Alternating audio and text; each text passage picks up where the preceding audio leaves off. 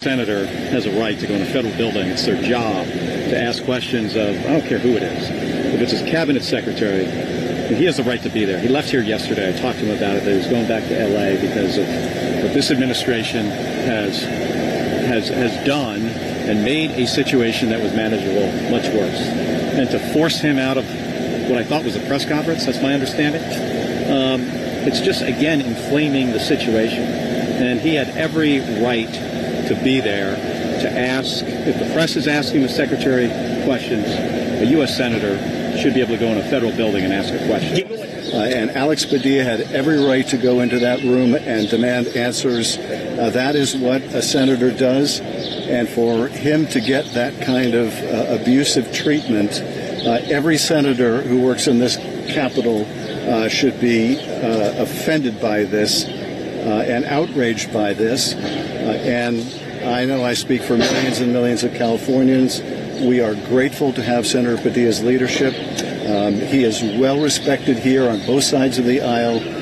We're proud of him standing up for our mutual constituents. And the way he was treated and abused today is just disgraceful.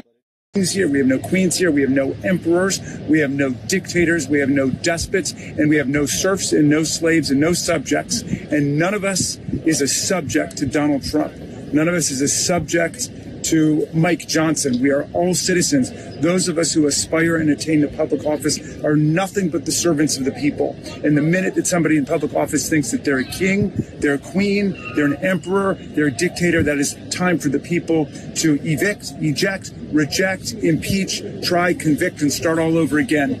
Because the most important words of our Constitution are the three first words of the Constitution: we the people. We have the United States being invaded by a foreign nation. Sir, thanks for your question. I think at this point in time, I don't see any foreign state-sponsored folks invading, but I'll be mindful of the fact that there has been some border issues throughout time, and defer to DHS, who handles the border along the nation's contiguous outline. Is there a rebellion somewhere in the United States? Sir, I think there's definitely some frustrated folks out there.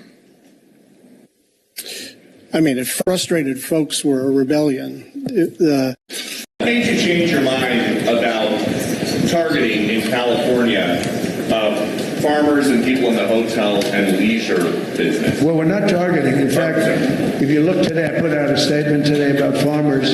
Our farmers are being hurt badly by, they have very good workers. They've worked for them for 20 years. They're not citizens, but they've turned out to be, great. And we're going to have to do something about that. We can't take farmers and take all their people and send them back because they don't have maybe what they're supposed to have, maybe not. And you know what's going to happen, and what is happening? They get rid of some of the people because, you go into a farm and you look, and people they've been there for 20, 25 years, and they've worked great, and the owner of the farm loves them and everything else, and then you're supposed to throw them out. And you know what happens? They end up hiring the people, the criminals that have come in, the murderers from prisons and everything else. So we're going to have an order on that pretty soon, I think. We can't do that to our farmers, and leisure too, hotels. We're going to have to use a lot of common sense on that. Say about lowering the temperature in the country right now. What would you say? Scott, I have things to say about lowering the temperature all the time. I am very consistent in this. We have been trying to do this since I was handed the gavel and before. I founded the Honor and Civility Caucus in the Congress, for crying out loud, when I got here in 2017. I think that we should act according to our offices. We have a duty and a responsibility to set a tone, an example in our actions. And I encourage every member of this body to do it, in the House and Senate. We have to turn the temperature down. We need to be on the side of the rule of law. We need to be on the side of law and order. We need to be on the side of calm and not chaos. And when members go into these settings and act this way, that when they push law enforcement agents around, when they storm cabinet secretaries and press conference. I think it is wildly inappropriate behavior, and I think it sets a terrible message and tone for the rest of the country. Will there be yes. an investigation? Will there be a House investigation? This is a Senate side issue, but I certainly hope that behavior is not repeated over here. We already. Constitutional officer for this branch of I am. This Yes. affects all members, whether they be in the House or Senate. You're the Speaker of the House. Yes. The constitutional officer of this branch. Yeah, and what of it? I mean, The idea that you said this is a Senate issue. This isn't. I mean, these are members of Congress. I mean, yeah, but the Senate does its disciplinary actions over there, and we do ours over here. We have a certain set of measures, as you all know, and it ranges from censure to removal from committees to ultimately expulsion from the body. And do you support that for the senator?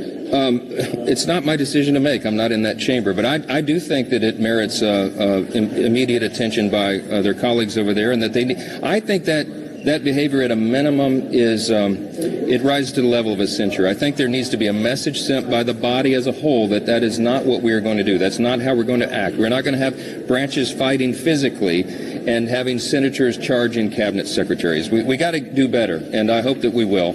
But I want to say this is a good day for the House chamber. The first rescissions package is now passed through the House. I expect it will pass through the Senate. I expect our one big beautiful bill will continue to be processed as it is, and that we'll get it back and get it done on a tight schedule. I'm still trying to meet our July 4th deadline so we can have a celebration on Independence Day.